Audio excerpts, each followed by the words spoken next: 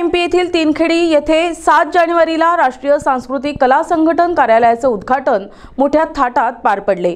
त्याप्रसंगी महाराष्ट्रातील यादवरावजी कान्होरकर वाकोडी, अलंकार टेंभुर्णे, ग्रामपंचायत तीनखेडाचे सरपंच, उपसरपंच, संसर तालुक्याचे नितीन भुते, महाराष्ट्र नागपूर जिल्हा मीडियाचे पत्रकार मंगेश उराडे, अशोकराव धारपुरे, पुरुषोत्तमजी भक्ते, ज्ञानेश्वर नागपूरकर, खडसेताई इतर मान्यवर उपस्थित होते। या कार्यक्रम प्रसंगी भजन, कीर्तन, पोवाडा, गोंधळ, खडी गंमत, भारूड आणि इतर नृत्य सादर करण्यात आले। भजनी मंडळ कलाकारांचे आभार यावेळी मानले आणि अनुष्का भुते तीनखेडा यांच्या कार्यक्रमाचे उद्घाटन झाले। यावेळी सुरेशजी भुते यांचा वाढदिवस मोठ्या आनंदात पार पडला। या कार्यक्रमाचे सूत्रसंचालन मीनाताई भुते यांनी केले।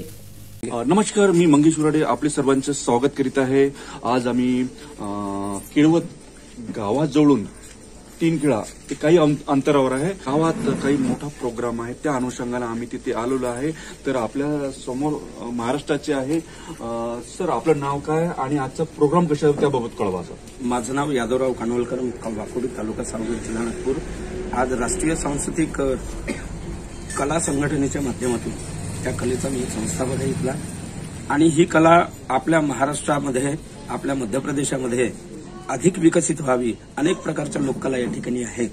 तर या विकसित होऊन इथल्या कलावंतांना सरकारकडून न्याय मिळावा, प्रशासनाकडून न्याय मिळावा, त्यांना अनुदान पॅकेज मिळावं, मानधन वगैरे मिळावं, याकरता या समस्त कलावंतांना याची जाणकारी देण्याच्या हेतूने या संघटनेची या ठिकाणी निर्मिती झालेली आहे। आणि या माध्यमातून अनेक लोककलावंत या ठिकाणी येऊन गेले, त्यांनी आपली उपस्थिती दर्शवली।